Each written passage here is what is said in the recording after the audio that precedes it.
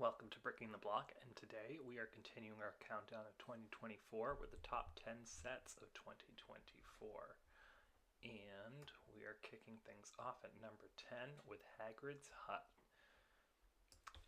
The build was so much fun for me in a moment where I desperately needed fun. I love what they did with this Hagrid's Hut. I think it's the best Hagrid's Hut we've had. The design cannot be beat when it comes to its other iterations. This is also a Harry Potter build that I felt could be taken out of the world and put in like a medieval village or something like that and not stick out like a sore thumb in a way that most Harry Potter builds cannot really do. Coming in at number 9, we have the Endurance. For me, this set is just gorgeous. I'm not a huge display set kind of collector, but this set cannot be beat. They announced it right around the time that National Geographic did a documentary, so it's just very much aware in my mind of that in the moment, and it captured the Endurance so well as having the best GWP of the year, in my opinion, with Shackleton's Lifeboat. Coming in at number 8, we have Barad-dûr from Lord of the Rings. What an expensive but beautiful set this is. For me, this set followed up Rivendell so beautifully with another iconic location for Lord of the Rings fans, and I'm so happy that it's done well so that we can see a return of that theme in the coming year. I think it just captures such an iconic location so well. Coming in at number 7, we have Snow White and the Seven Dwarfs Cottage. I am so happy we got this year. It really was a long time coming for this set. Beautiful minifigures, beautiful design, just really outstanding on all fronts, and I'm just so happy it's this version and not the upcoming live action version. Next up, we have another Harry Potter set. At number 6, we have Harry Potter The Burrow Collector's Edition. This set is a dream of mine for the past few years. I've been waiting for it, and it's great. However, it should have wowed me in a way that Gringotts did, and it just was missing that next level element for it to really wow me.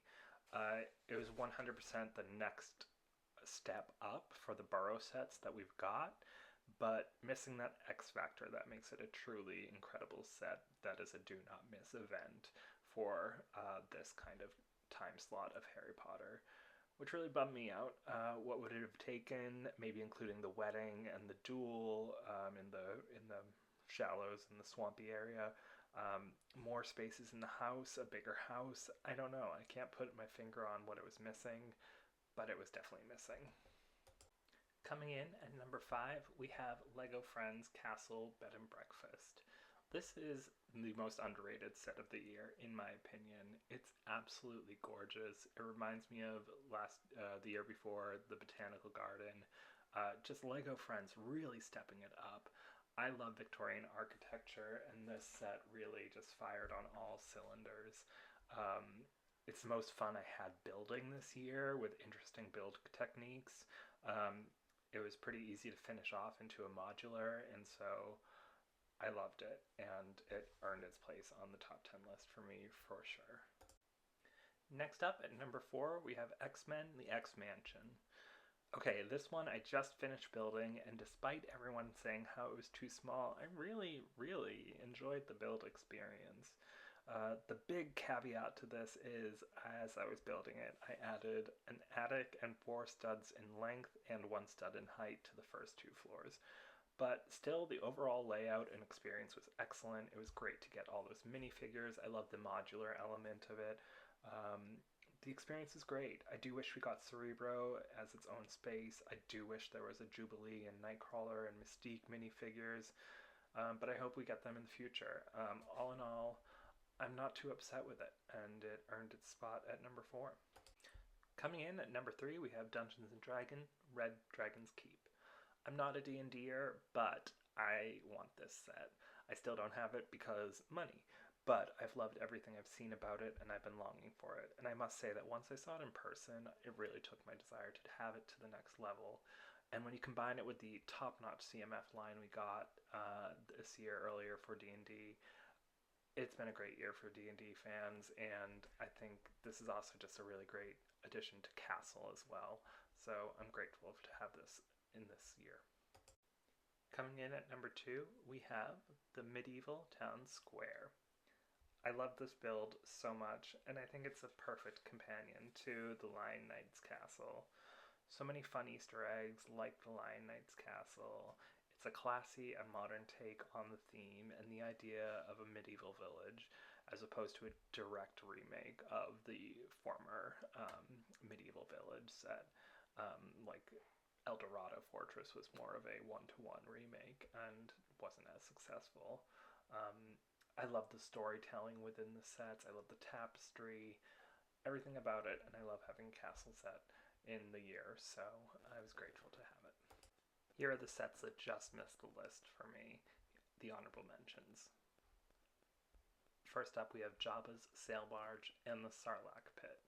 I think this set is great, and if these two sets were together, they might have made the list, but keeping these two separated was the big miss of the year for me. I love the Notre Dame Cathedral set. It's just absolutely stunning and so timely with the reopening of the cathedral. So beautiful. Artemis Space Launch System I think is really cool, really clever, and really aspirational, and really well done. I loved LEGO's take on the Orient Express this year as well.